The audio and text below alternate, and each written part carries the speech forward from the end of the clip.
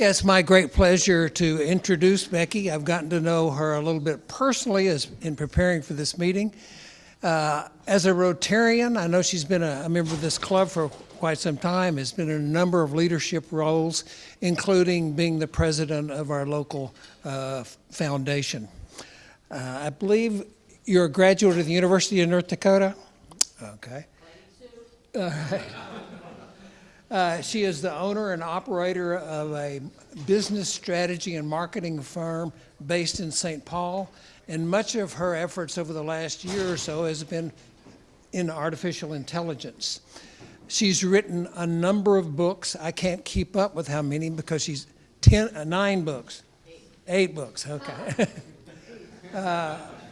Also a number of articles and videos on the topic. So we appreciate all that she's learned and her willingness to share it with us now. So please welcome Becky. Okay, so here we are. How many of you use artificial intelligence right now? How many of you use it daily? How many use it weekly, monthly? How many use it multiple times a day? Okay, all right. Well, we're gonna talk about some ideas here and share some information with you and hopefully have some time for questions. And let me see, I never have it set up quite this way. Let's see if that worked. No, it didn't. Okay, all right, so here's what we wanna cover today, why it matters now, just a little bit of statistics for you. And we want to talk about also, I just have to give you some of the cool stuff because I can't stop myself. But I won't do the whole time on cool AI stuff. And then some safety and common sense points, some hands-on demos and examples. I hope somebody here will give me some participation, some business use cases, and then want you to take a challenge for the week and use this. And some of you are already ahead of me, so we'll see how that goes. All right, so just a little bit about what's going on. So the first number there, the 53%, is from research done by Stanford. They say that over half of the population is using artificial intelligence now. So let me see this room again. We have more than half. Okay, so we're like 80% in this room. All right, the next one is from McKinsey, and they say, this is fascinating, even though half of the population is using artificial intelligence, only 1% think they're using it effectively. And then the 25% is from research done by Microsoft. And this is where people in our organizations, if we are an organization more than one person, but if we have another organization with more people, people are saying, we don't know what we're supposed to do. We don't have an organized approach. We have people doing, we don't know what they're doing. They're doing this, they're doing that. And so there is an opportunity to really take that forward. And I think we would all say AI is already here. So I want to give you some ideas today to be intentional in your use of it and to be safe. And also, our number one thing in the work we do is to be productive.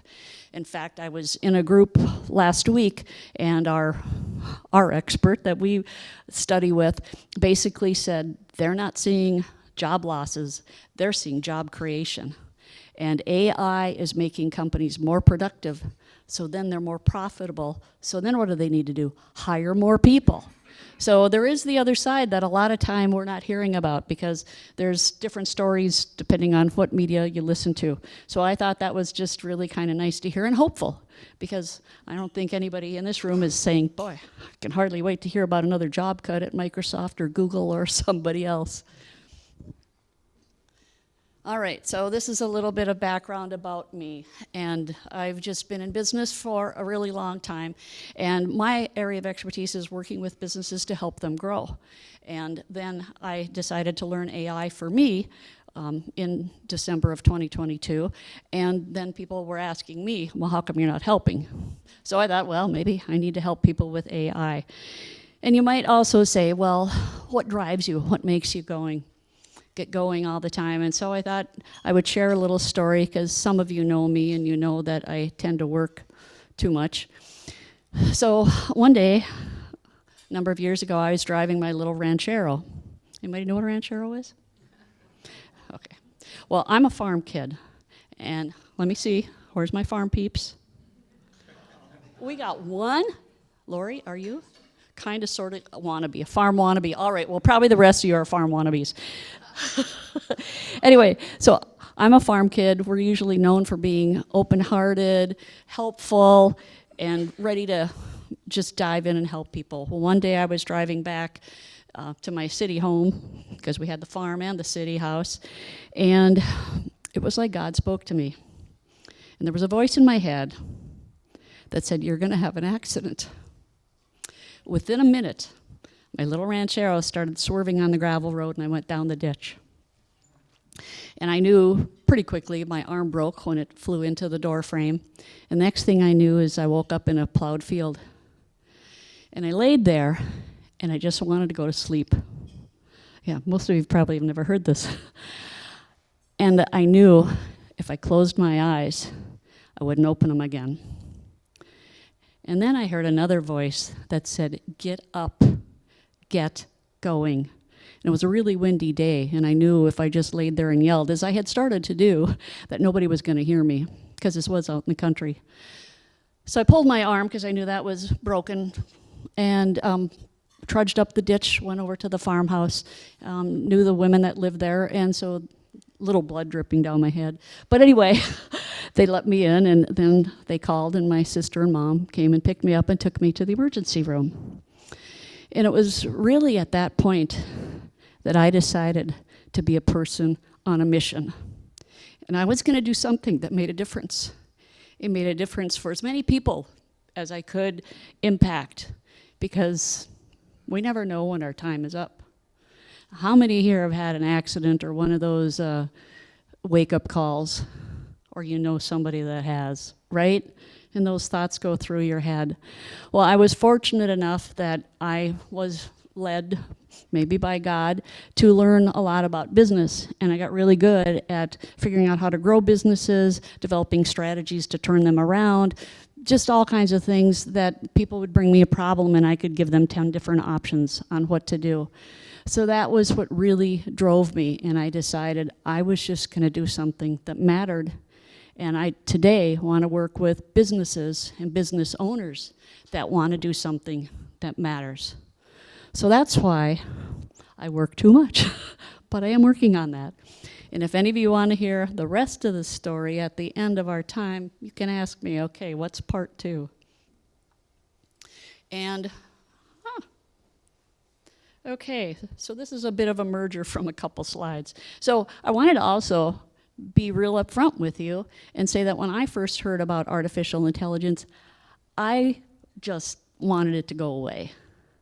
And this was in November of 2022 when OpenAI was first on the scene, and the mastermind I'm in is out of Scotland, and our leader Jonathan said, "Hey, I gotta tell you guys about this."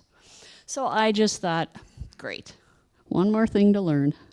Haven't I already learned enough stuff? Will this please go away? Now, is there anybody here that just was hoping maybe you could sleep for a couple of years and it would be gone? Right? Well, the next week, Jonathan did a demo, and I just was, wow, I'm in. Set up my account, started working with it that night, got really kind of, like I said, a little obsessed. Anyway, so I think what I'd like to point out is I have a business background, business strategy, growing businesses, turning businesses around, and add AI. So I think where me and my team approach things is we're always looking at what's the business, what are you trying to do, how do you grow, blah, blah, blah. And, gee, now what can we do with AI to make it better? Versus some people that come at it as a IT person and they're like, yeah, we got the latest, greatest gizmo. We'll show you what to do. So anyway, that's just a little background on that. So I want to show you some cool things. I want to show you Descript. Anybody here using Descript? Okay. I would guess, since I was an early adapter on Gamma and I've told everybody on the planet about it, anybody here using Gamma? Okay, yay. One, two. Okay. And then I'm going to share with you a little bit about Fathom. So these are some of the tools that you may or may not be familiar with, and Descript is going to help you just take videos and things and edit them and do it faster, and Gamma helps you put together a presentation, and Fathom, as my good buddy Paul has found, saves him tons of time when he's doing meetings and trying to put together meeting notes. So let's talk a little bit about Descript. I'm going to show you a video here that's a little bit obnoxious, but it's also really cool. And that's the thing that you'll learn with any of the AI tools is they have great names. They're always weird. They leave out letters. They do stuff like that. And they're pretty creative in their presentations. So here's a little information on Descript. And I think I have, okay, so now we'll see if I can make this work right. I'm skipping all these other cool ones, so sorry.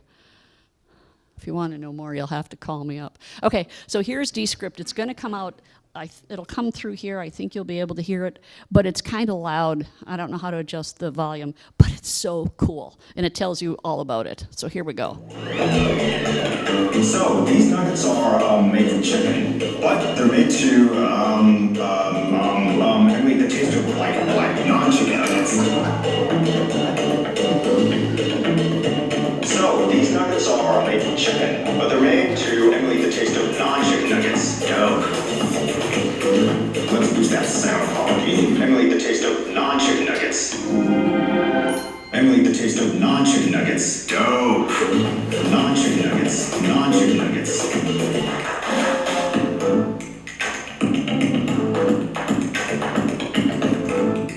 But they're made to emulate the taste of vegan nuggets. Sounds tasty. Make sure you watch his face.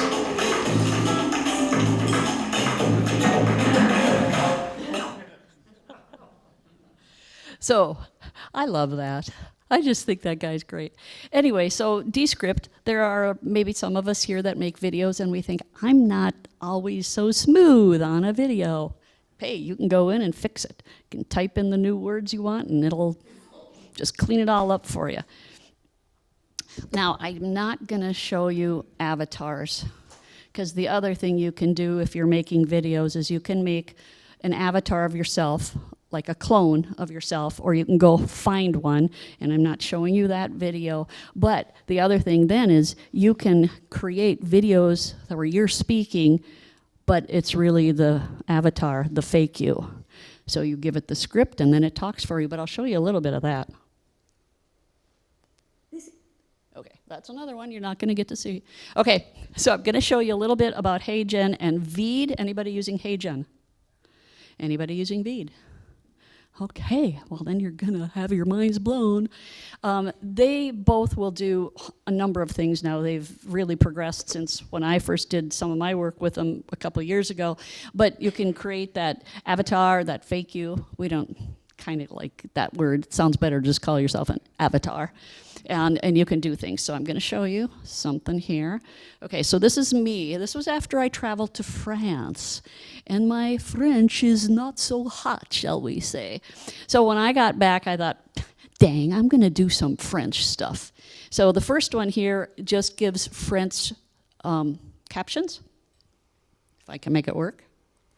Salut, je suis Becky Amble et that's je veux me me talking. présenter en français. Je travaille avec des entreprises dans l'espace B. Now is that the coolest thing ever? Industrielles de haute technologie et médicale. Beaucoup de fabricants. CA de 10 à 25 millions ou plus. Oopity poo and all that stuff. On travaille en groupe. Okay. So there, that one was done in Veed, and Veed can do any number of languages, probably. I don't think it does Somali, which we have a large Somali community here, and we've got clients that work with Somalis, but that is one language I don't think we have found yet. But look at that. Did you see my lips were moving, and it was my voice? I was parler français. Or whatever it is. Okay, now we'll see if I can do this one. I'm Becky Amble, and I'm doing a second video, and I There, we moved that up before I talked a little slower. example for you. See the words? And I'm going to take this and translate it into French. I'm always looking for ways that I can work with my clients to improve our efficiency and come up with new strategies and French. Okay, so that's just two kind of cool things. And I had somebody, I don't know, Mike, maybe it was even you, where's Mike saying, that he said, I don't think you need to show him that French stuff. Well, I thought, I do, because it's cool. Right? Let me get some cool votes here. Okay, Mike, see.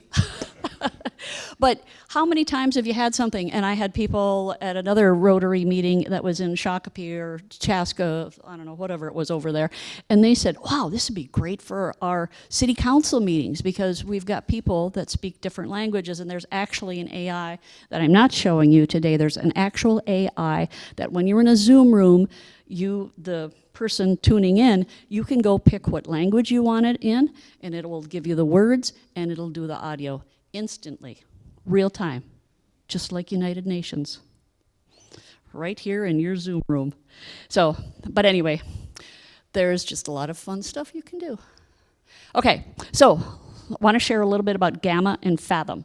Now, our friend here, Dave, uses Gamma. And Gamma is really for making presentations. I guess you can see all that. And I'm going to do a demo on that. So, who wants to be the guinea pig? I'm sorry, who wants to have the opportunity and be in the hot seat and get something done? Okay, let me see. I need to get rid of that. We're going to Gamma. Okay, who's got one? We're going to go to Create New. This is like the second slide after you've set up your account and logged in. Okay, so we're going to create a new one. And I do have something written down here that we could use. But how about you? Give me something. Let's say we're going to make one for I am a pediatric dentist. What do we want to ask it? How kids are with their teeth.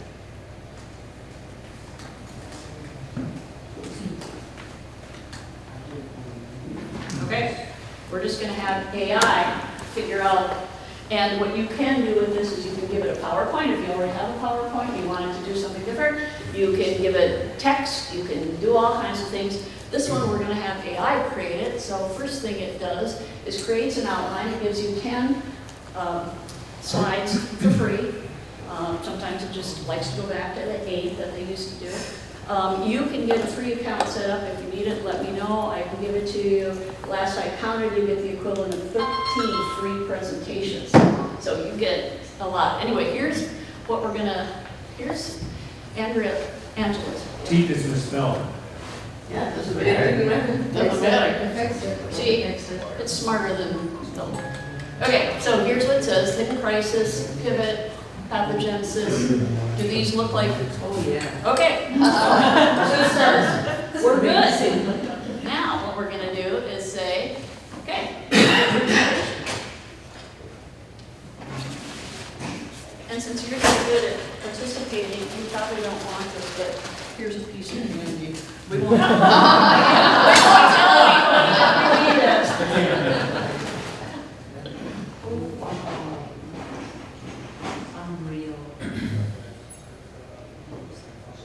It's pretty fast. Most of us would not do that fast. Okay, it's almost done.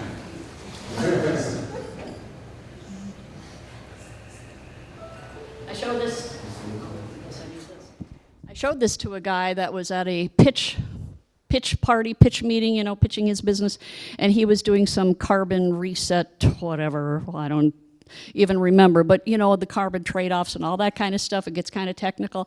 And so I showed it to him, and he typed in a little bit. I go, you don't need to type anymore. And he typed in a little bit, and he had a presentation ready to go. And he's like, oh my gosh, this is amazing. Okay, so here's what you can see.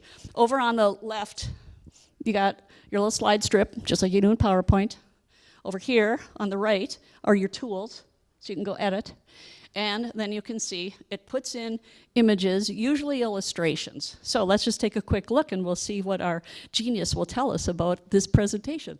Okay, so there's the first slide, state of our children's. And then it says the health crisis. Just a minute. I don't know how to get rid of that. Can I just get rid of it? Oh well. Anyway, so there you go. And next slide. a step backwards, looking at 2020 pivot, what was going on. And the pathogenesis, the unholy triad. Is that really what it's called? Well, we don't talk about it as unholy, but it's a triad. Okay, so we got the triad. If you didn't like unholy, you could just take that out. Okay, so teeth, bacteria, sugar. All right, there's some parents in this room. Okay, next slide. Dental home. And I'm sorry, I don't know how to get rid of that thing here. So dental home, brushing, getting that together, nutrition, and prevention. Yes, that's the middle name of your firm, right? And bridging the gap. Call to action. Don't you want that in any presentation? Okay, so there you go. I put in the illustrations, did all that stuff. If you don't like the illustrations, you can change them. I sometimes go and find photos, or I go to one of my other AIs and have them make a new illustration. Last I checked, I haven't really fooled around with this on Gamma, but when I was originally doing a whole bunch of these and they had the illustrations, they charged you credits. So I'm thinking if I'm getting 13 free presentations, I'm not going to burn up credits by having them go through images, and I can't remember, I even knew, I think they were using Dolly maybe. But I went through like 5 times, and I thought, for one slide, and I thought, I don't like that, I'll go fix my own. So that's your little secret, is you can save some tokens if you do your own. Anyway, is that pretty cool? Thanks, Deb. Save the applause for the next one. All right. So, but yeah, let me know if you want me to send it to you. All right, and then Fathom. How many are using Fathom or some kind of a meeting note taker? Okay, my convert. I love Paul. Paul sends me an email. Becky, what can I do to get my meeting notes done faster? Oh, have I got the answer for you? It's called Fathom. Anyway, so it's a great tool, and you can get it set up so it'll run. I know it runs in Zoom. I believe you can get it in Teams, and I think you can have it set up for Google. I try to just stick with Zoom, so that's what I know the best.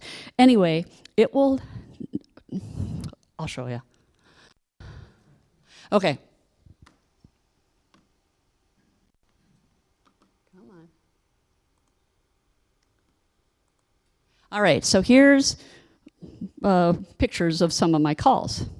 So you can go to that. Let me go to, since this is my proprietary stuff, let me go to this one. This was a woman that I interviewed, and I'm interviewing people about sales performance because we have a product called Sales DNA where we can basically clone or replicate the top salesperson.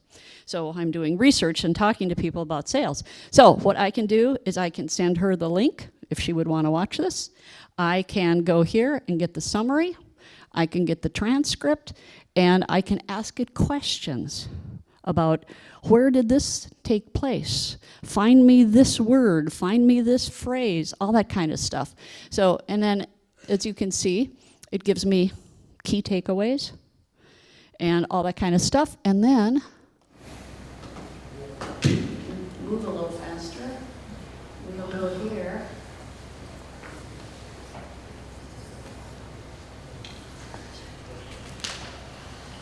It would not have understood all those typos. Okay, so there's my Fathom, and then I could go down to, here was a client meeting, and then what it does, it sends me and the people that were at the meeting the notes, and they can look and see the action items. They can look, and they can look at the summary, and they can go, you know, like here, as we saw, key takeaways, topics. It's all right there. Now, what I like to do as well, anybody record things on your phone? Okay, well, you know your phone is a good recording device. So if you don't know how to do that, ask me. It's really simple. What I will do sometimes when I'm in a meeting where I don't have Fathom running, or Fathom somehow isn't running, or somebody else set up the meeting, or there's just a chunk that I want to get, I will record it on my phone. Then I take a copy of that recording and I send it to myself in email, and then I take it. I use primarily ChatGPT, so then I take it over to ChatGPT and I say, okay, organize this, put in bullets, give me the key points, put in action items, blah, blah, blah. You can build yourself a template. So if you're doing something like that, you just say, here's my template, and lo and behold, it puts together the meeting notes for you. So, anybody like that? Okay, good. We're getting some converts. Dave, do you use this? Okay. Alrighty. So that was Fathom. And Fathom is just great for helping to get your meetings organized and pull all that together. And it's pretty easy to use. So let me see, where are we at? I think we're at this one. All right, so let's just talk a little bit.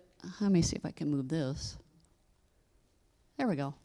So some things about security and safety, and while I'm having a little digression here, for those of you that want to be on my email list where I send out a weekly AI tip on Wednesdays, put your drawing little card here and to be in the drawing for one of these books.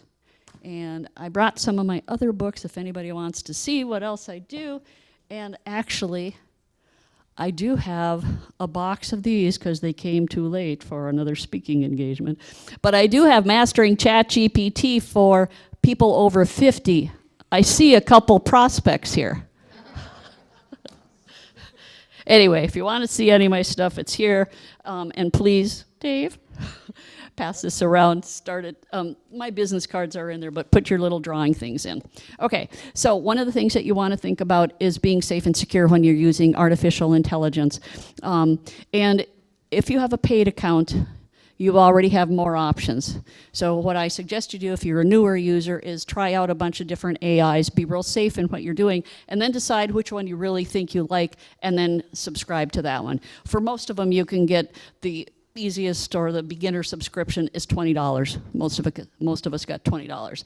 So take a look at that. Anyway, here, so the first point obviously seems to be something we wouldn't even need to talk about. Don't give it any personal information. Okay? No social securities, no address, all that. You know, when I do some stuff with LinkedIn, or I'm trying to update a resume or a bio or something like that, I put my name in because I'm like, I don't care. I hope people know me. So, you know, think about where this might end up and just be safe and secure. Now, the AI that is the safest inherently is the one called Claude. So Claude is your safest, more secure, just the way it's built. So just so you kind of know that. Anyway, and then second point here, check the facts. One of the really cool things about AI is it is built to give us answers. And I always said I like because it'll do stuff. I wish my kids had that in their heads, where if I gave them an order, they would actually go do it and want to do it really well. Well, that's how AI does things, and that's why it sometimes makes stuff up. Because remember, it's built to get you an answer. If it can't find one, well then, it'll make one up. So, and I don't have it on the slide, but AI is built on probability and predictability. So some people don't know how AI works. It's really like a giant software thing. And what it is going to do is it's going to look for where it ran into this word, this question, this phrase before, and what's the most likely next thing. If you have your email and you're typing something and you say, let me know if, what comes next?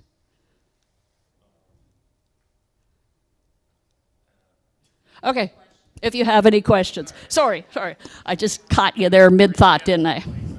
So, but anyway, you know how AI works, and you say, let me know if you have any questions, or it'll fill in a word, maybe even a phrase now, right? Well, that's because it's predictable, and it knows what usually comes next. And so again, it's going to use probabilities as well. So predictability and probability. So that's really how AI works. Sam. I'm going to ask a very basic, and it shows how dumb I am. Okay. Who programs this thing? How does it? Somebody can program this thing. When if you're talking about a dentist, why is it not showing the foot doctor? How does it know that? Because it has enough data. And so the way it was originally done is it basically scraped, and that's a nasty term to use if you're an internet person, but it basically scraped all the information out there. I like to say it's like going to the library that we used to do and finding that librarian that knew everything. So think about AI as a resource that's read every book, every journal, every PDF, every white paper, everything that's out there. Those people like Sam Altman and his team at OpenAI that said, here's the idea and here's what we're going to do. So they just went about getting all the information off the internet that they could and put it into their repository, their system, their software, whatever you want to call it. So it's tons of information. Yeah. And AI does not know if it's true or not. True. So it grabs all Yep. the information. How does it ever correct itself? That's why it likes for us to give it input. But then you have to decide if you want your input shared. And that's what a lot of people don't want to do. So that's a great point. And then, so the third point, it really illustrates what your comment is keep your human judgment. You still need to look at everything, and you still need to decide what's true, what's relevant. When I first started using this, and when I was talking to people, I said, put in something that you know. So then you can be your own fact checker. I mean, what is easier than just saying, well, I know. The first prompt I did was to have it do something about benchmarking. I have a drawer full of workshops I used to do on benchmarking, so heck, I know benchmarking. Well, it came back, and I'm like, that's not right.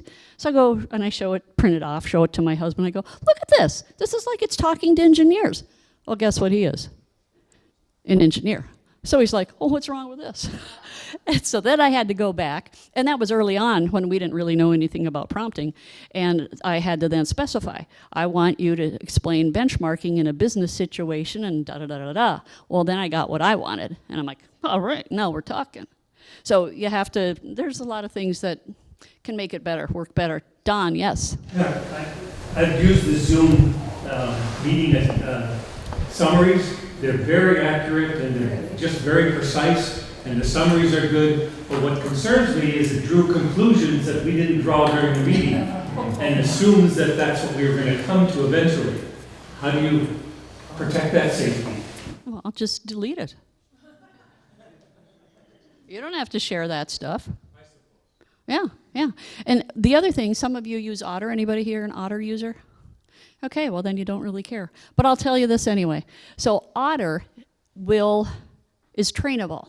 So let's say that you're in a meeting and you see the Otter script and there's something wrong. It's got somebody's name wrong, like Deepak, maybe it spelled it wrong, or maybe it picked up some accent and didn't get the words right. You can go correct it, and thereafter it's trained to catch it next time. Yeah, I just going to say, my wife at one point was doing a preview for an opera, and she found 3 things wrong with the AI thing that she did, and she talked to AI, said, well, this composer was actually born in this other town in Italy, and then it said, apologized, said, yeah, you're right, we'll make that correction, and they corrected 3 things kind of as they went, so presumably the next person who looked for something like that would have that corrected information. Yeah, and that's the idea. And so one of the things, because prompting is not a new concept, but that's why I wrote this book, and I came up with what I call CLEAR. Each letter stands for a principle. So C is clear and specific, L is lens and language, all that kind of stuff. So there's 5 pieces or 5 steps you want to have in your prompt to better get what you want. And that, well, you weren't actually doing that, Sam. You're just asking, where did all this stuff come from? And so that's one of the things that you really want to learn, is making sure that you're having good prompts. And so it's basically just telling AI as specifically as you can what you're looking for. So here was an email. So anybody here have problems writing emails? No? Everybody's got them nailed. Perfect email, first time, every time. It takes you 30 seconds, right? Yeah. Okay, so here I was going to, let me see if I can find it.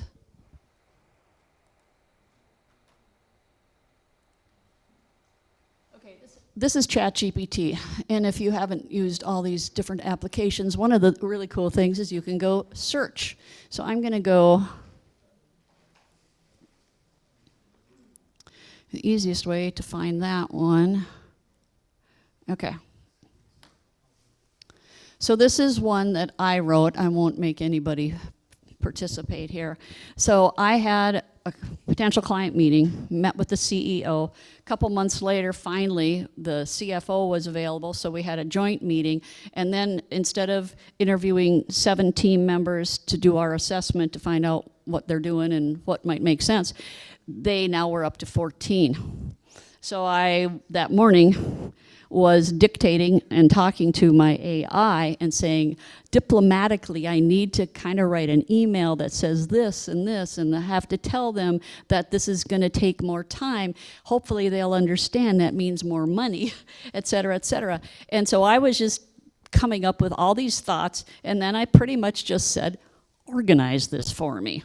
So a lot of what I do, hopefully this will be something that you will do, is just go to your AI and tell it all kinds of stuff and dictate it, and then tell it to fix it, you know, tweak it. So there we go. I got my letter, my email. Well, then I went down and I had like a couple more little things, fix this, fix that. So the other thing, one of the steps is to iterate, is to go back into your AI and say, you know, do a little more of this, or you're off oh, I can't tell you how many times I've said, you're off track. And then it comes back and goes, oh, I'm sorry, I am. Okay. All right. So, but anyway, there on your handout, there's different ideas that you could use too. Okay, where are we? And okay, meeting notes. I already showed you like the Fathom thing.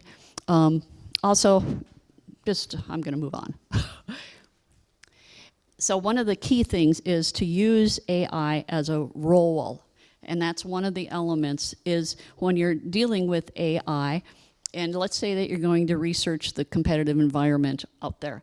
What you want to do is say, be a market research professional, or be an expert on evaluating competition. So be sure you tell it what role you want it to play.